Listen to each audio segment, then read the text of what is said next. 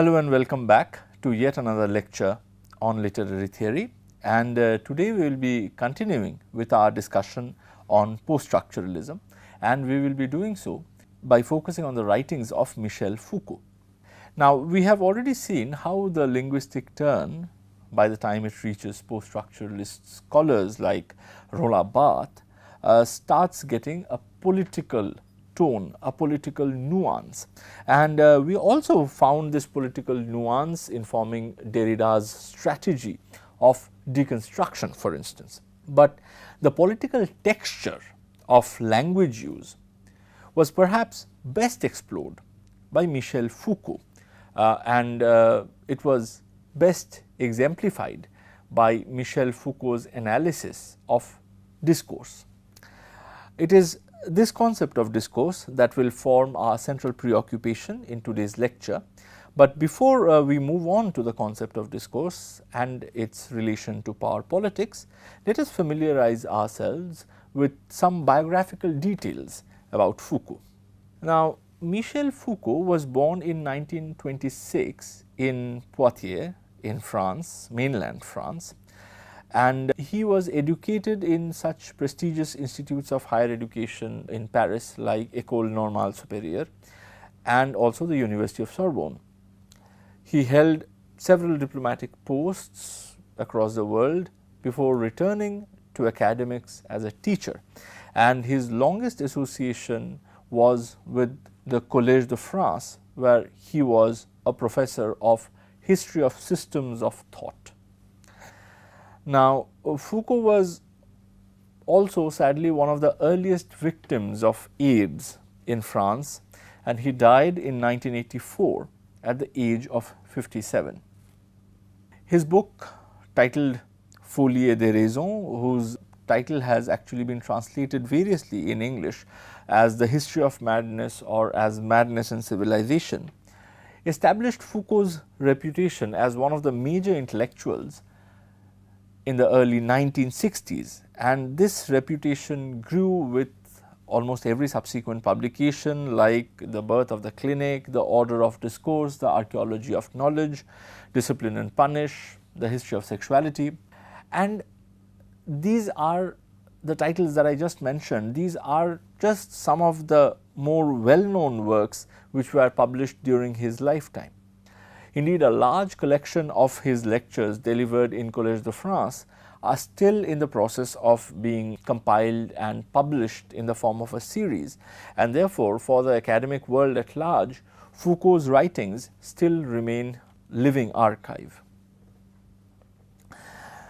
Like his contemporary Jacques Derrida, Foucault is a wonderfully eclectic scholar. If you read his writings, you will be amazed by the kind of eclecticism, the kind of variety that you find there.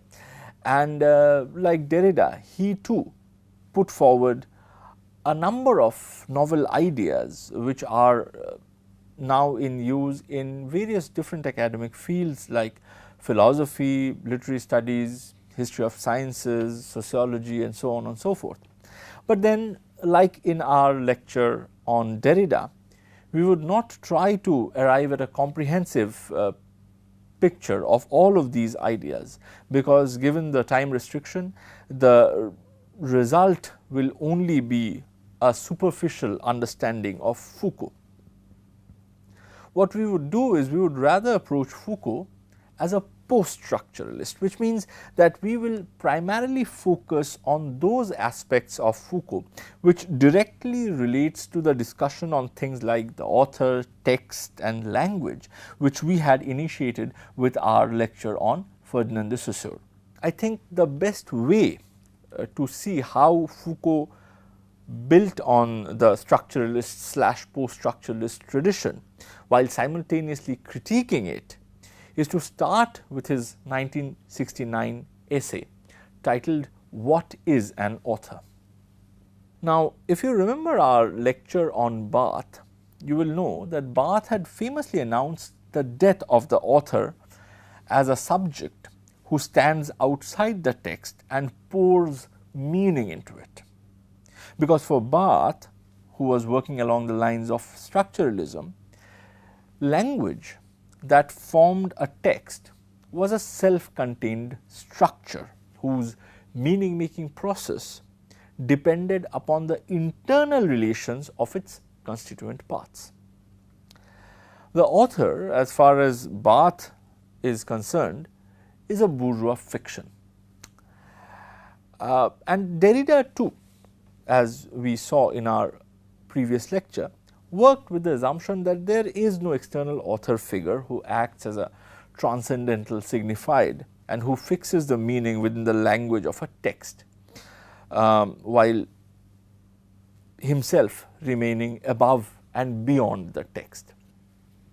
And indeed, Derrida argued that the absence of such an author figure, of such a transcendental signified, who can fix the meaning of signifiers within a text, actually results in an interminable interplay of meanings, which he referred through the novel concept of différence. Now, Foucault, in his turn, approaches the issue of author and authorship through a completely different lens, through a completely different question that he poses. And the question is that even if we agree that the author as a subject is merely a bourgeois fiction, then why is such a fiction necessary? In other words, if the author is required as a concept within certain specific socio-cultural and political milieus, then what guides that requirement? Even more simply put, why do we need the author? Foucault answers this question by first noting the fact that the name of the author represents a special kind of a proper noun, which incorporates two different functions. The first function is of designation and the second function is of description. So, the function of designation, for instance, is something that the author's name shares with any other proper name. For instance, my name is Shayon, and whenever that name is uttered, it amounts to a gesture. It amounts to a pointing of finger towards me, the human subject, right? Similarly, if I say William Shakespeare, that name too will function as a gesture which points to a specific human subject who existed as a real historical figure at a particular time and a particular place. When people like Barthes and Derrida questioned the relationship between the author and the text, what they were doing was that they were questioning the existence, or I should say the relevance, of this real historical figure as far as the meaning making process of the text is concerned. But even if we set this designative function of the author's name aside, we are faced, as Foucault shows us, with the idea of author as a descriptive category.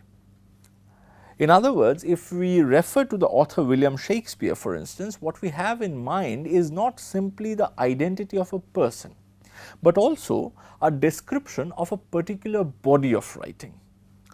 This understanding of the author William Shakespeare as a descriptive category, for instance, will change if we come to know that the sonnets that goes under the authorship of Shakespeare, the cluster of sonnets which are attributed to Shakespeare, are actually poems written by someone else. And in that case, even if the real historical person designated by the name William Shakespeare remains the same, our understanding of the author William Shakespeare is bound to change. So, even if we do not concern ourselves with the presence of a real historical person standing prior to the text and claiming to be its author, Foucault argues that we are nevertheless left with this idea of author as a descriptive category. And I quote from Foucault, marking of the edges of the text, revealing or at least characterizing its mode of being. Now, this descriptive aspect of the author is therefore distinct from and independent of the idea of author as a subject. And to make this distinction clear, Foucault refers to this descriptive aspect of authorship as the author function. Now, note here that whereas the author as a human subject stands outside the language or discourse of his text, the author function is integral to the textual discourse and actually emerges from within it. To understand this, let us understand some of the features that Foucault ascribes to the author function. When we approach the name of William Shakespeare as an author function, for instance, what it allows us to do is to identify a group of text as a single, coherent and connected category. And it does so in at least 4 different ways. For instance, if we were to judge whether a particular piece of writing belongs to the category of Shakespeare's work or not, we try and see whether its literary value matches with the other works that are known or that are ascribed traditionally to Shakespeare. And in this, the assumption is that the name Shakespeare represents a constant level of literary value. We also see if the particular piece of writing under consideration coheres with the doctrines professed in the writings that are otherwise attributed to Shakespeare or not. And in this, we assume that the name of the author, in this case Shakespeare, represents a field of conceptual or theoretical coherence. Thirdly, we also note, while judging whether a piece can be ascribed to Shakespeare or not, whether it matches with the stylistic conventions that are otherwise followed in Shakespearean works. And here our assumption is that the name of the author signifies a stylistic unity. And finally, we also see if the piece that we are considering falls within the time span in which other Shakespearean works were produced. And here the assumption is that the name of the author signifies a particular time period which brackets a specific set of social, political and economic events, and therefore the work needs to either reflect them or be informed by those events.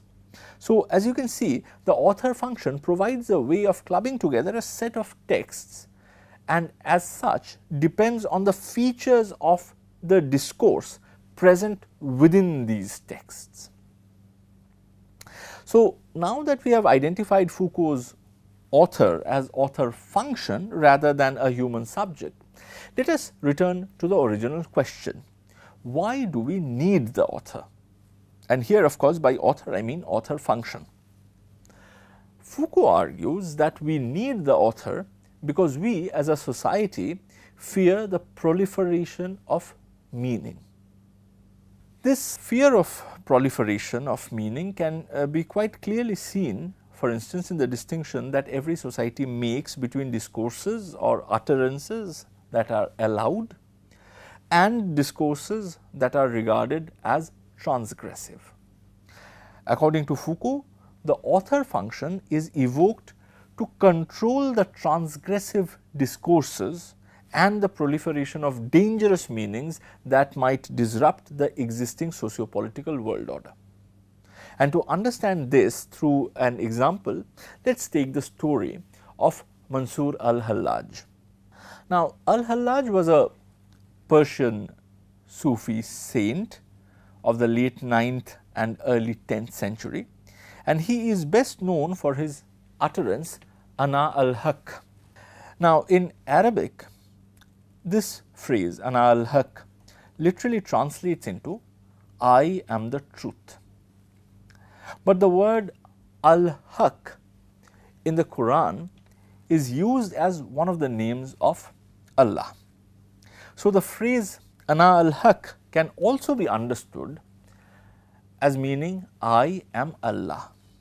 Now, this second understanding of the phrase ana al-haq can in turn be interpreted in two very different ways. So, for instance, the first interpretation can be that the person uttering the phrase ana al-haq is claiming to be Allah himself. The other interpretation that one might derive from this phrase is that the person uttering the phrase ana al-haq is speaking about renouncing his ego and dissolving his individual identity into the greater identity of Allah. So, as you can see here, the same piece of discourse has a potential to create a profusion of meanings if a free play of the meaning making process is allowed. Now, some of these meanings that this limitless play might generate can be positively dangerous within specific socio-political milieus. Thus, for instance, the interpretation that one who utters the phrase ana al-haq is actually claiming himself to be the Almighty Allah was absolutely scandalous when articulated within the theocentric Abbasid Caliphate of the 10th century when al-Hallaj was living. Now, according to Foucault, the author function is needed to control this dangerous potentiality inherent in the limitless profusion of meanings. Thus, the author function can be evoked to cancel out certain possible meanings of an utterance by stating, for instance, that such a meaning is not consistent with the doctrines professed in other texts marked by the name of the same author. Alternatively, the author can be held guilty of uttering a transgressive discourse and be punished for that. So, for instance, in the 10th century Abbasid Caliphate, Mansur al-Hallaj was actually condemned as a zindiq or an apostate and was sentenced to a very painful and gruesome death. Now, this punishment meted out by the Caliph did not simply kill off the person designated by the proper name Mansur al-Hallaj, but also suppressed the entire category of discourse that was described by the author function indicated by the name Mansur al-Hallaj. This is because all the potentially subversive meanings of the phrase ana al-haq was erased by marking the author of that phrase as an apostate.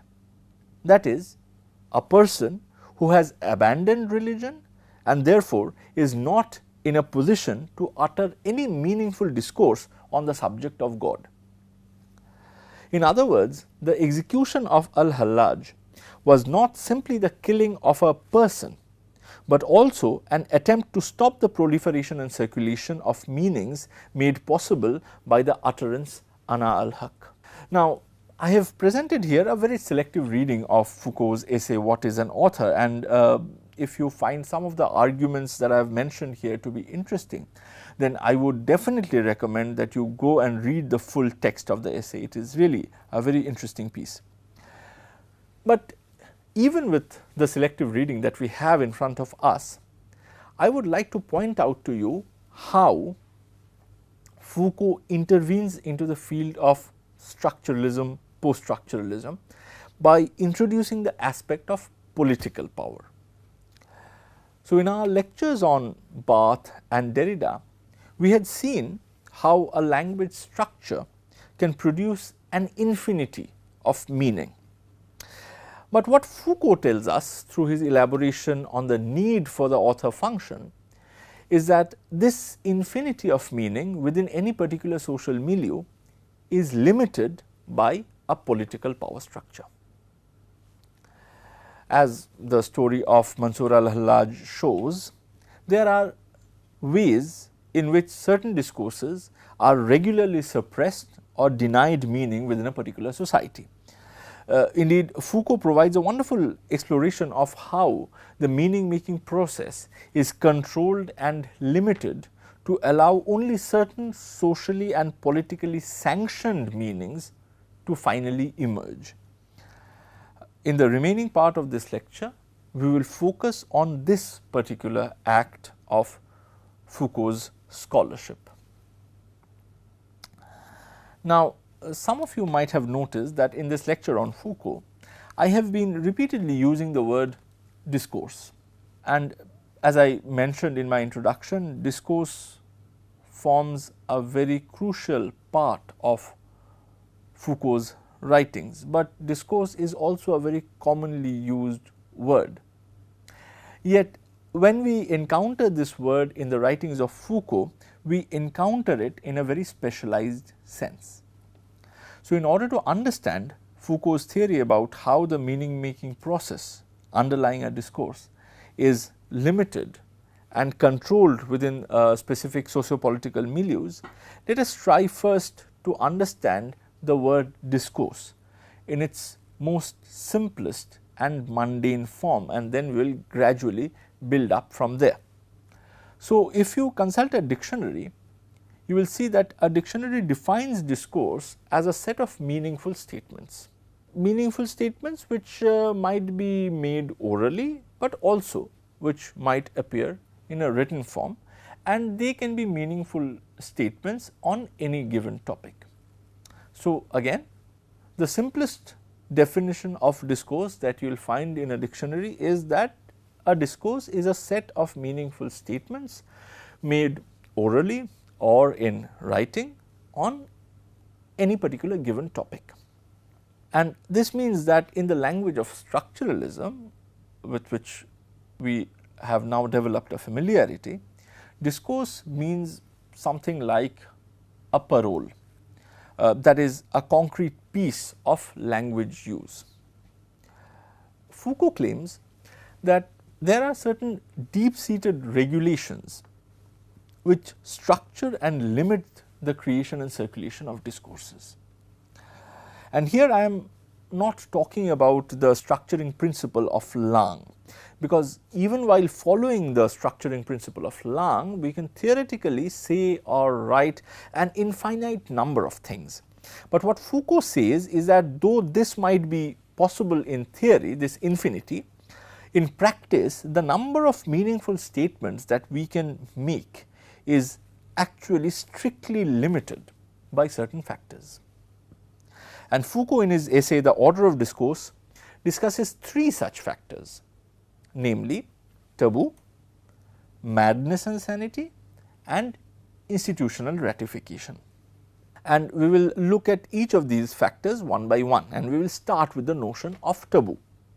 Now, in any society at any given point of time, there are always prohibitions surrounding certain topics, and these topics, these prohibited topics, are regarded as taboos, and any discussion on these topics are therefore socially looked down upon, and consequently there is an absence of discourse on certain topics within certain social milieus. In the example of al-Hallaj that we have just discussed, speaking about oneself as God as a topic was considered to be taboo. In certain patriarchal societies, for instance, talking about women's sexual rights might also be considered as a taboo. Similarly, in societies which prioritize heterosexuality, the topic of homosexuality might be considered as taboo. And in each of these cases, what the taboo does is that it stops the proliferation of any meaningful discourse on that particular topic. Now, such prohibited subjects might vary from one society to another and from one time to another, but the fact remains, and it remains constant, that in any given society there will be always some subjects regarding which it will be impossible to, or at least very difficult to, create a socially acceptable discourse, a set of meaningful statements. Thus, though in theory the topics on which we can have a discourse is infinite, in practice we can talk or write about only certain things, and certain things are best left aside. No meaningful discourse would be entertained by the society on those specific topics. Now, apart from taboo, the notion of madness and sanity also acts as another factor limiting the possibility of discourse. For instance, if I say the elephants are flying in the air, most probably I would be taken as a mad person. And what this will do to my utterances is precisely what the categorization of Mansur al-Hallaj as an apostate did to his utterances on God. It will all be made meaningless. Thus, if discourse is to be understood as composed of meaningful statements, then it follows that someone who is deemed mad cannot generate discourse. So, even though a mad person might be able to speak, might be able to utter sounds, in a society which considers that person to be mad, his speech will not be given the acceptance of a discourse. Now, the reason I mentioned that a madman's speech won't be accepted as discourse within a society that considers him to be mad is because, just like taboo, the understanding of madness too is specific to certain social milieus. So, in other words, different societies separated from one another spatially or temporally might construe the idea of madness differently. But irrespective of what a particular society's understanding of madness is, the basic concept of madness remains present in all society. So, all society will make a distinction between what is madness and what is sane, what is guided by sanity. Which means that in any given society and at any given point in time, there will always be a group of statements which will be denied the status of discourse because of its association with madness. So, apart from taboo and madness, Foucault also talks about another factor. Foucault talks about institutional ratification that limits the proliferation of discourse. And if we consider this, we will understand that our process of knowing about things and talking or writing meaningfully about them are closely guided by various institutions like our schools, colleges, the publishing industry, the news agencies, learned societies, laboratories, etc. For instance, if I were to say today that the sun goes around the earth, then such a statement would not be admitted as part of a meaningful discourse, because it won't be ratified by these institutes which regulate knowledge production and knowledge consumption in today's world. Yet at one point in history, this very statement that the sun revolves around the earth enjoyed institutional validity. Thus, again, like taboo and madness, institutional ratification is also place and time specific. But again, like what I said about the earlier two categories, institutional ratification too would exist in some form or another in all societies. And in every society, institutional ratification will try to control the generation and the circulation of discourses that might be dangerous for the existing political power structure.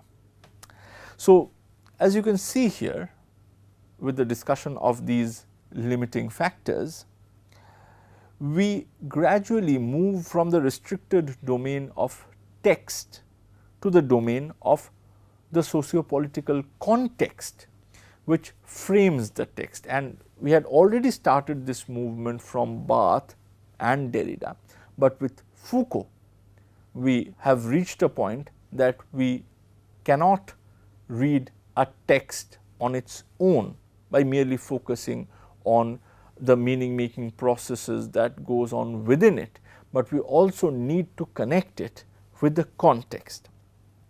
And when we take up the discussion of Marxist literary theory in our next lecture, this shift from text to context, or rather this relationship between the text and the context, would become even more apparent. Thank you for listening.